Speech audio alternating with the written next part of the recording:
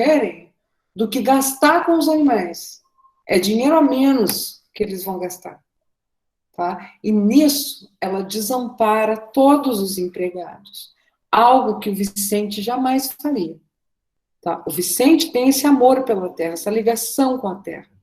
Tá? Então, sempre que você vê o Vicente, ele está fazendo alguma coisa. E é sempre uma coisa assim, chama o fulano de tal, porque a gente tem que ir lá ver aquela vaca que está não sei aonde. Ah, chama o Beltrano, porque a gente tem que ir buscar a ração das vacas não sei aonde. Tá? Ele nunca desampara, ele menciona os empregados, ele interage com esses empregados. Ele está mais próximo dos empregados do que da própria família. Tá? E ele não desampara ninguém. No entanto, Chico Bento fica desamparado. Tá? Então, esse sofrimento dele não é só a seca. Não é a seca veio como um castigo, da ideia de flagelo, né? Ela vem como um castigo e acaba com a vida das pessoas. Não. A vida dele é afetada porque a pessoa que tem poder o abandona. Tá? A Dona Inácia não fez isso. O Vicente não fez isso. Mas com o Chico Bento fizeram. Tá? Então, a gente tem raízes sociais para esse sofrimento. Esse sofrimento não é só ambiental. Tá? A sorte dos pequenos depende apenas da atitude dos grandes. Tá? Também o Bueno, citado aqui. A sorte do Chico Bento está ligada ao fato de que ele foi expulso da terra. Não expulso exatamente, ele poderia ficar, mas ele ia ficar lá na seca, não tem nada, a dona da terra foi embora, os animais foram soltos, e aí?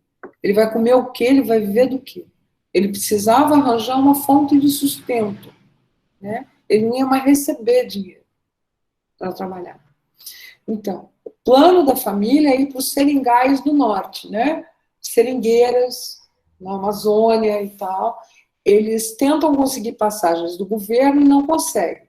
Por quê? Porque tem um desvio de passagens. Tá? O cara que controla as passagens está desviando as passagens para atender os fazendeiros. Tá? E aí eles resolvem ir a pé para Fortaleza. Quer dizer, ele é desamparado. Olha a frase que a gente tinha aqui, ó. A sorte dos pequenos depende da atitude dos grandes. Ele é desamparado pelo governo também. Tá? Eles vão a pé, essa família toda, com crianças penduradas, tal. Pensem aqui no nosso quadro, né? Do Portinari, os retirantes. A pé até Fortaleza. Tá? No caminho, as coisas vão se extraviando, as pessoas se extraviam. Né? A cunhada decide ficar num lugar, ela chega lá numa estação de trem e resolve ficar lá para trabalhar. Né? Um dos filhos morre, tá, ao comer mandioca brava. A mandioca ela precisa ser torrada, ela precisa ser processada para poder comer, né? Senão ela é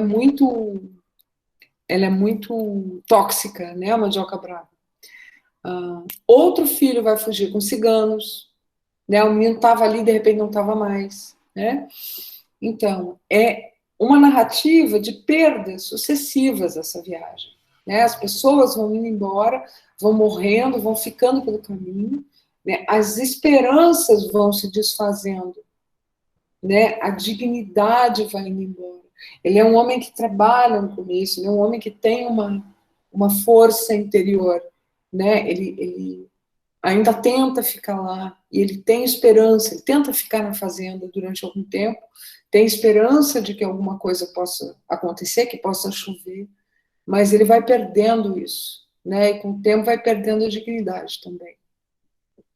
Eles chegam na cidade e vão ficar num campo de concentração.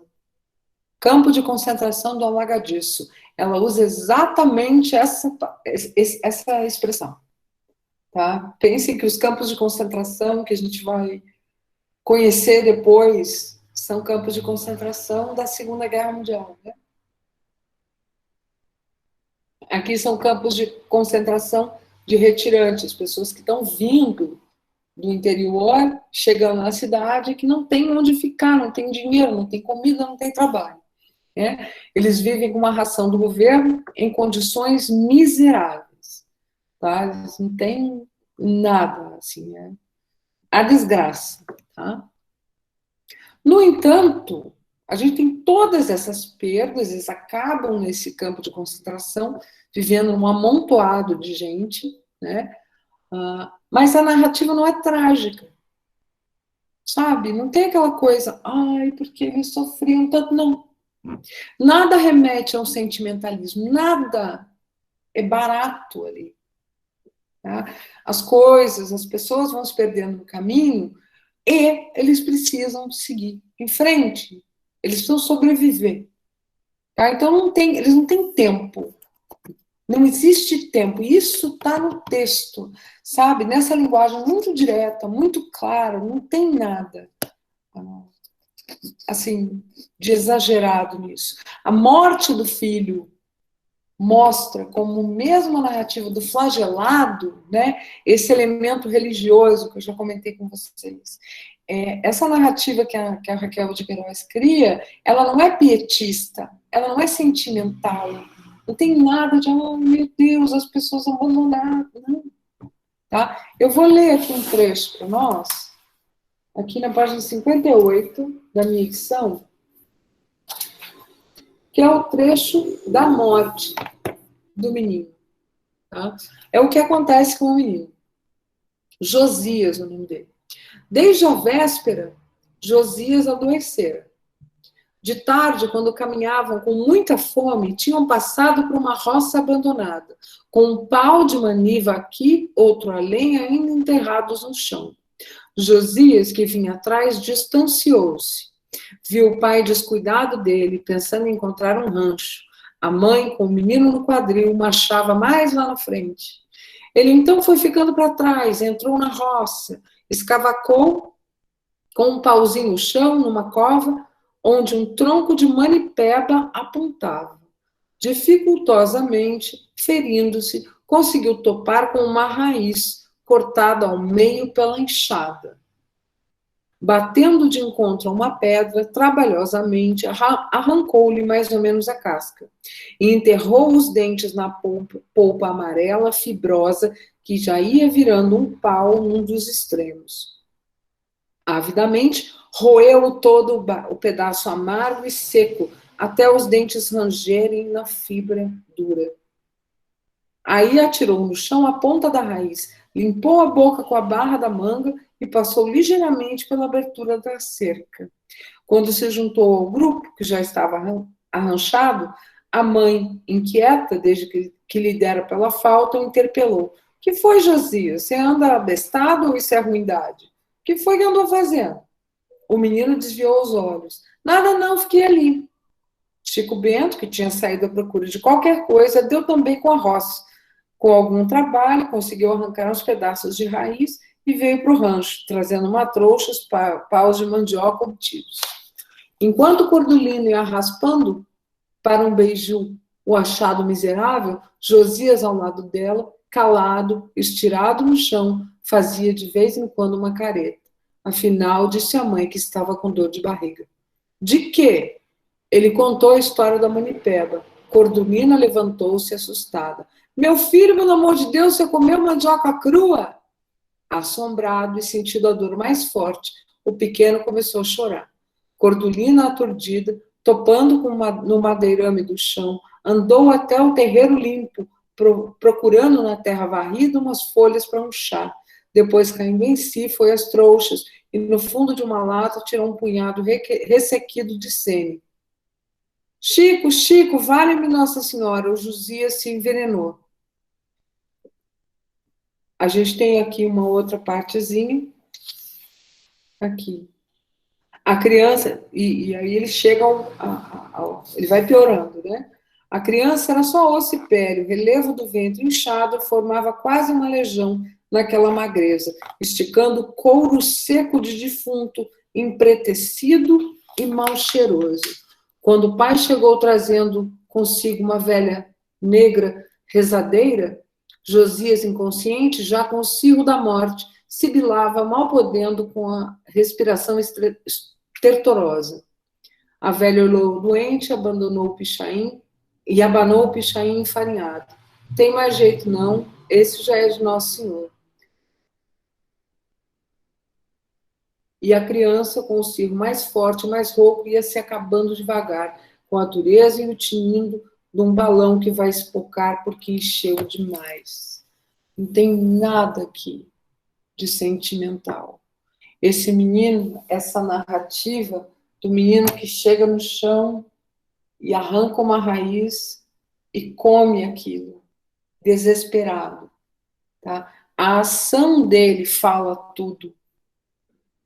Tá? O texto não precisa dizer, ai, a pobre criança sofrendo com as agruras da fome. Entendem? Não tem nada de rebuscado aqui, nada de sentimental.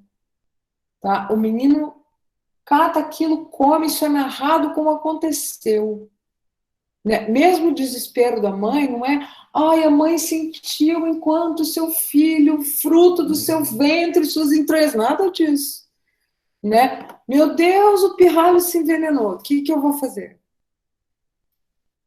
Né? Não tem mesmo a morte do filho, não tem nada de sentimental. Eles têm que ir em frente. Tá?